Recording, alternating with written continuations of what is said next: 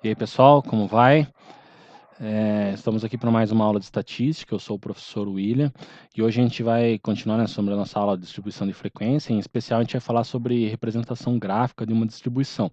Então, a gente tem várias representações. Em especial, a gente vai falar sobre o histograma, o polígono de frequência e o polígono de frequência acumulada. A gente vai aprender a fazer esses três casos aqui por causa de uma distribuição de frequência com intervalos de classe e também vamos falar, né, no gráfico em uma distribuição de frequência sem intervalos de classe, certo? Então, aqui, como eu comentei, se a gente estiver trabalhando com uma distribuição de frequência com intervalos de classe, basicamente a gente tem esses três gráficos aqui que a gente precisa saber fazer: o histograma, o polígono de frequência e o polígono de frequência acumulada. Eu vou ensinar o passo a passo aqui de como que a gente faz esses três gráficos, certo? Essas três representações gráficas aqui. Então, vamos começar pelo histograma. O histograma é um conjunto de retângulos justapostos, tem as regras aqui de como que a gente faz o histograma, mas eu acho bem mais simples, né, mostrar para vocês como que a gente faz manualmente. Então, deixa eu pegar outro recurso aqui que é um pouco melhor para a gente conseguir representar, certo? Então, eu vou fazer o histograma aqui dessa distribuição de frequência que está aqui na esquerda, tá? Então, são a estatura de alunos de um colégio A, aqui estão as classes da estatura e a frequência de cada uma delas, e em cima disso eu quero fazer o meu histograma. Então, o que que eu vou fazer aqui para começar? Eu vou fazer o seguinte, eu vou vir em cima aqui de cada uma das classes e eu vou marcar as frequências. Então, aqui no básico que eu tenho aqui, né, que eu já deixei mais ou menos programado, eu já tenho uma escala aqui com alguns valores marcados, eu vou marcar os demais. Então, o que está faltando marcar aqui, ó, é o 154, depois 158, daí 162, 166, 170. Agora a gente tem todos os valores marcados, certo? A escala aqui está de 4 em 4, já é uma escala escolhida apropriadamente, né? Já que os intervalos de classe, aqui as amplitudes, são de 4 unidades. Então eu já tomei a escala aqui, cada dois quadradinhos, como sendo 4 unidades, certo? Cada quadradinho é 2 unidades, então dois quadradinhos são 4 unidades. Então vamos para o primeiro intervalo aqui, de 150 a 154. A frequência é 4. Então eu venho aqui no eixo das frequências e marco o 4, certo? Esse 4 aqui, ó, ele tem que ser marcado exatamente em cima do intervalo do 150 ao 154. Então eu vou marcar assim, ó, certo? Bom, vamos para a próxima. A próxima classe é do 154 ao 158. A frequência é 9. Então, bem certinho em cima do 154 ao 158, eu marco a altura 9, né? Já que a altura é a frequência. Beleza? Do 158 ao 162, eu marco 11. Eu não tenho 11 aqui no gráfico, então eu vou marcar aqui. Seria aqui, ó. Veja que está bem certinho em cima do 158 e do 162, tá? Do 162 ao 166, eu vou marcar 8 unidades. Também não tem aqui no gráfico, então eu vou colocar 8 unidades, né, que é a altura, a frequência, no 162 ao 166. Do 166 ao 170, eu marco 5. Então, vou colocar o 5 aqui. Ó. Então, do 166 ao 170, eu marco 5. E, por fim, do 170 ao 174, eu marco 3. Certo? Bom, falta completar agora. Para completar, eu vou fazer aqui, utilizar o recurso da régua para ficar bem retinho. O ideal é que faça tudo com a reta, né? Aqui, para não demorar muito, eu fiz as marcações horizontais sem a régua, mas o ideal é que tudo seja feito aqui com a régua, né? Então, vou marcar aqui. Depois eu coloco aqui, né? E vou fechando o nosso histograma, tá? Se você for fazer manualmente isso, né, como eu estou mais ou menos fazendo aqui, use sempre a régua para ficar bonitinho, caprichado, né, tudo retinho. Então esses seriam os retângulos justapostos, como foi comentado lá. Falta só mais um para fechar. Tá aqui, ó, tá? Aí só uma observação, é que você pode, né, se quiser complementar, deixar pontilhado, né, todos os retângulos até o fim, assim. Pode fazer também fechado, se for o caso, ou deixar pontilhado, assim, dá para fazer para todos também. Assim fica mais fácil de visualizar, ó, que a altura 4 está certinho aqui do 150 ao 154. Então, a classe do 150 ao 154 tem frequência 4. A classe do 154 ao 158 tem frequência 9. E assim por diante, certo? Então, isso aqui é um histograma, que é uma representação gráfica de uma distribuição de frequência, beleza? A próxima representação gráfica que a gente vai ver é o polígono de frequência. Então, o polígono de frequência, né, também mostrando para vocês direto aqui, ele talvez seja até mais simples de fazer. Vamos fazer direto aqui, ó, polígono de frequência. Tá? Então, qual que é a manha para fazer ele? Eu estou pulando ali a parte um pouco mais teórica, né? Eu acho mais fácil vir direto aqui para a prática. Então, o que eu vou fazer é o seguinte: a diferença no polígono de frequência é que eu não utilizo um intervalo inteiro para marcar, eu vou marcar um ponto só que em cima dos pontos médios do intervalo de classe, o valor médio do intervalo. Né? Então, aqui, ó, do 150 ao 154, o meu valor médio é o 152. Na classe de 154 a 158, o meu valor médio é 156, e assim por diante. Então, eu vou marcar esses valores médios aqui no gráfico. Ó, o 152 estaria aqui, 152, depois vem o 156, que estaria aqui, 156, depois o 160, o 164, depois 168 e, por fim, o 172, certo? É em cima desses valores aqui que eu vou marcar as frequências. Então, a frequência 4 eu vou marcar em cima do 152. O 4 está aqui, ó. O 4 eu vou marcar em cima do 152, certo? O 9 eu vou marcar em cima do 156. Então, 9 em cima do 156. Aqui, fazer uns pontos um pouco maiores para visualizar bem. O 11 em cima do 160. Não tem o 11 aqui, eu vou marcar. O 11 vai ser certinho em cima do 160. Ó, pode ver, está certinho em cima do 160. O 8 em cima do 164. Vou marcar o 8 aqui em cima do 164. O 5 em cima do 168. Então, 5 em cima do 168. E o 3 em cima do 172. Aqui, ó. Certo? Daí o que eu tenho que fazer? Eu tenho que ligar esses pontos, mas ainda não basta. Eu preciso colocar dois pontos aqui para fechar o nosso polígono, né? Que eu vou ligar todos esses pontos aqui. Como que eu faço esses dois pontos para fechar?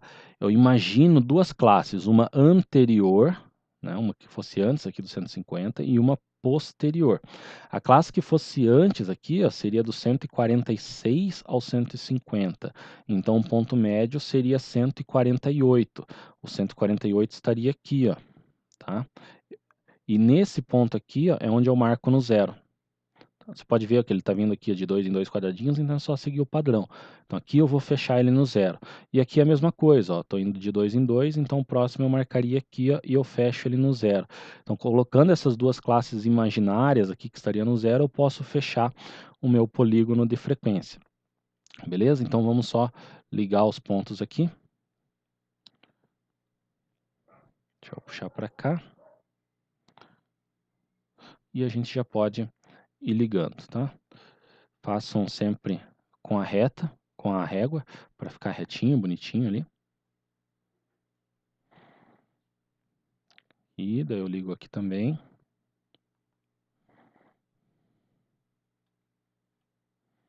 Tem mais um ali em cima que eu já não estava vendo.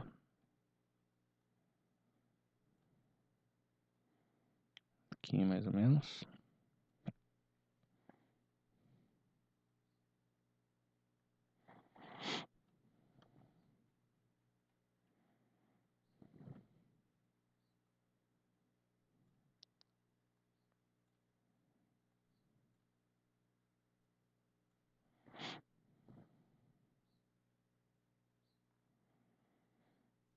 Aí, aqui já dá para usar mais ou menos a mesma régua ali.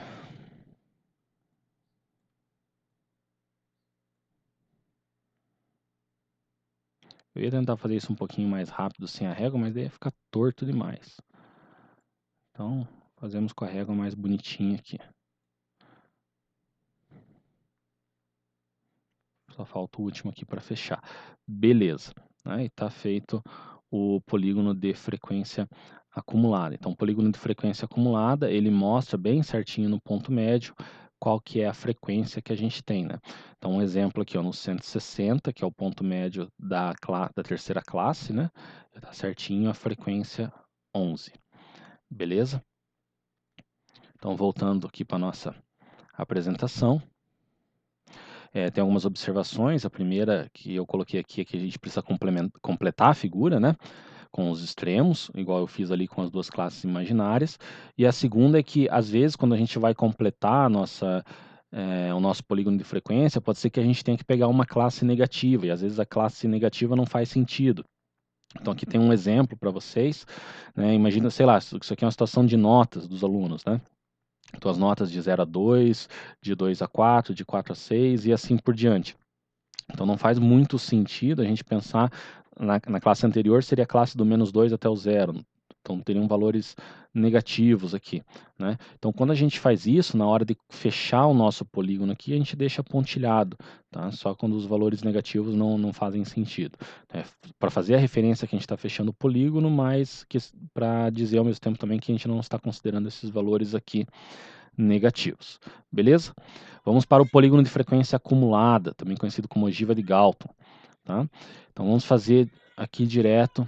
Ele é um pouquinho diferente do polígono de frequência. Porque ele vai utilizar a frequência acumulada, né? E não a frequência. A gente deixa a frequência aqui só para calcular a frequência acumulada, mas o que interessa para a gente é só a frequência acumulada. E além disso, a forma de fazer também é um pouquinho diferente. Então vamos voltar aqui para o recurso gráfico. Então, vou fazer o polígono de frequência acumulada do mesmo exemplo aqui que a gente trabalhou antes. Então, como que a gente vai fazer? Ó? Eu venho no limite, o limite inferior da primeira classe, que no caso é 150, e marco o zero. Então, eu vou começar daqui, ó, do 150. E daí, no limite superior, que é o 154, que eu vou marcar a frequência 4.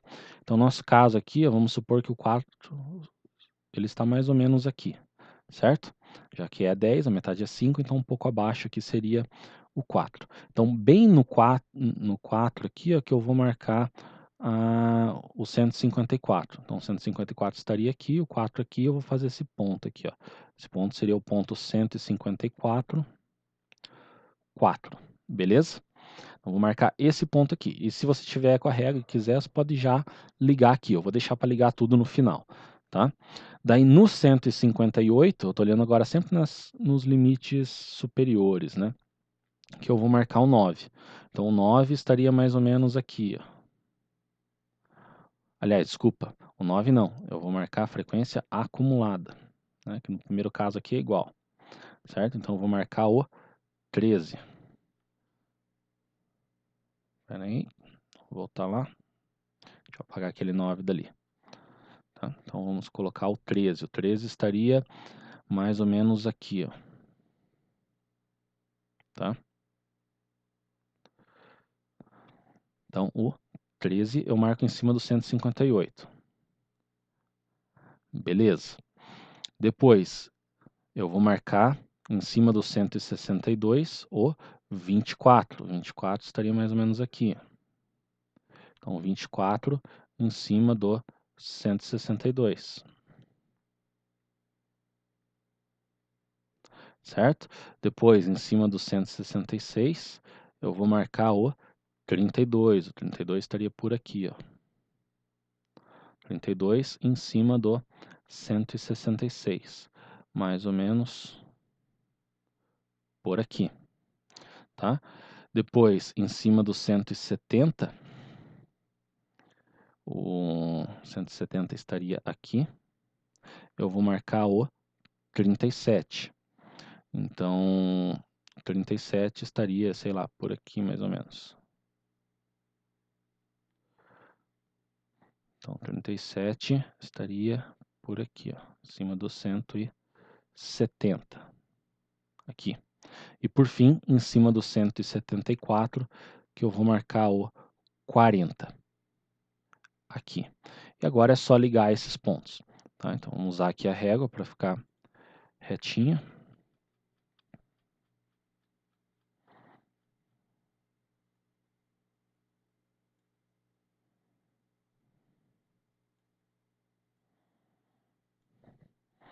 Só ir colocando e ir marcando.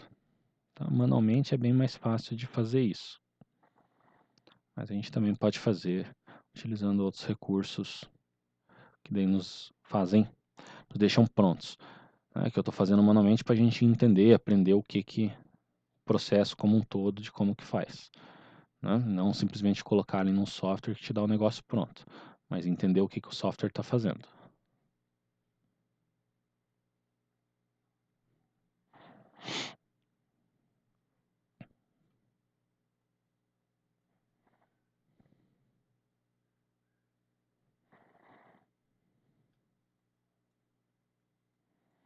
Mais um pouquinho.